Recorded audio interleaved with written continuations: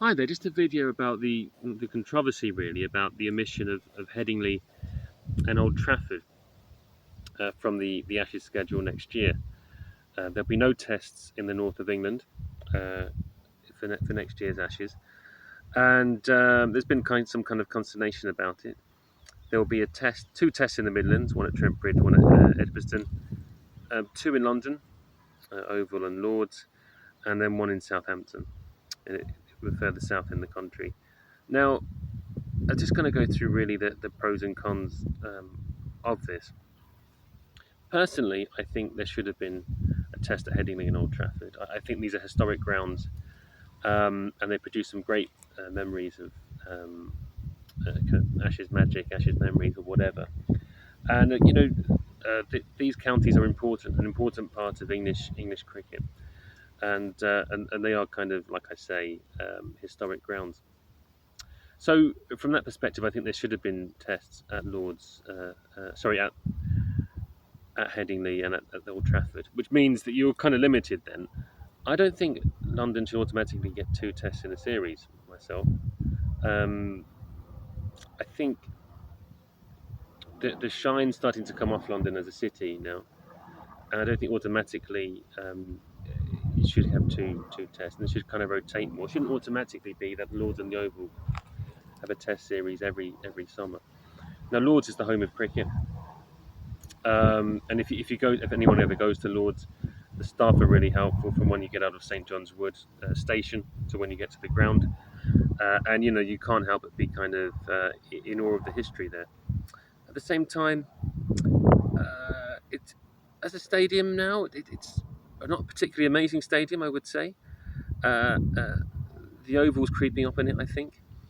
In recent years, the pitches haven't been great at Lords, and I'm not a particularly massive fan of the MCC, especially after they got all that money from the 100 and didn't give any to Middlesex. I thought that was a bit bad. Um, London, like I say, is a city.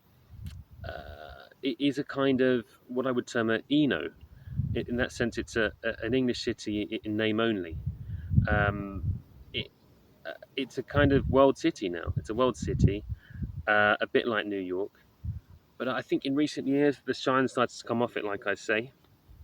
And it, so it's got the plus sides of being a world city. It's dynamic, it's young, it's exciting, and the kind of negatives of being a world city. Very high crime rate, a lot of brutal stabbings, brutal murders, brutal shootings. A real certain areas, a real a climate of fear, muggings, things like that. Um, so maybe it's a great place if you're young and you want to kind of start a new life. You don't want everyone in your village knowing who you are or what you're doing, and you want to start afresh. I think London's a good place to go, although it is a very expensive city. If you go out for a night in London, it's ridiculous if you go out for food and drinks and things like that, and also obviously house prices. So I don't know if London is as good as people still maintain it is, as someone who lives there.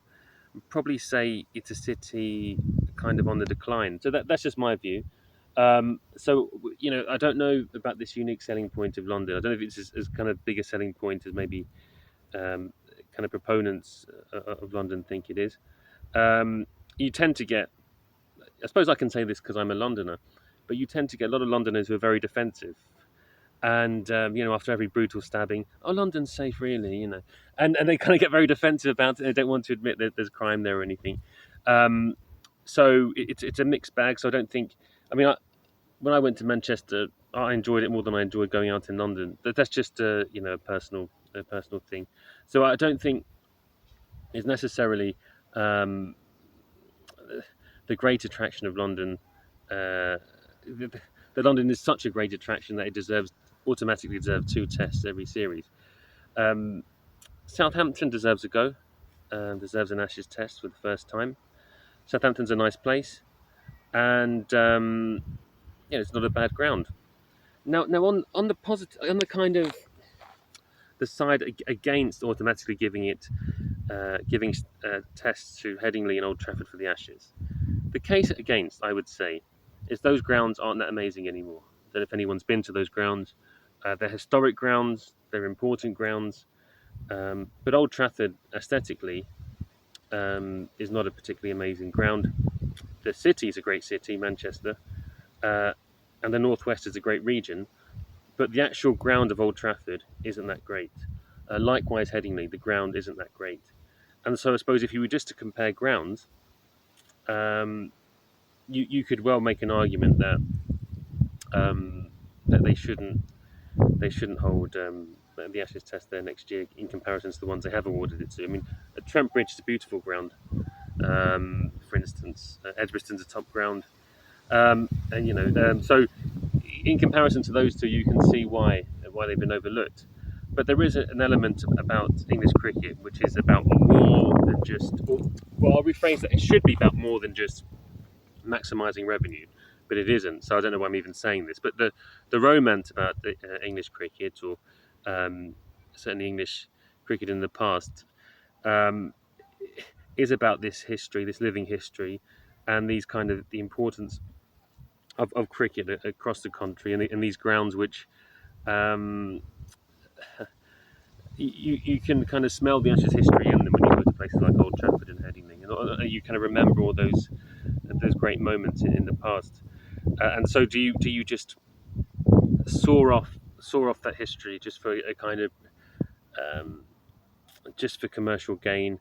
I'm not really into that, but that's probably where we are at the moment. So just uh, it might be worth thinking about in the future how they allocate these Ashes series, and if they're a bit more transparent about it, and if any grounds need to be fenced, and also in the future whether Lords should automatically get 2 tests a year. I think it's in line to get um, the the um, the Bangladesh test, which is the one test before the Ashes next year at home. And you just think, well, really, couldn't that have gone to Old Trafford or Headingley? So I don't think it should be getting 2 tests a year, and I think it's also time to just rethink whether London automatically gets 2 or 3 tests a year as well. It usually gets 3 tests a year, and whether that's fair to the rest of the country.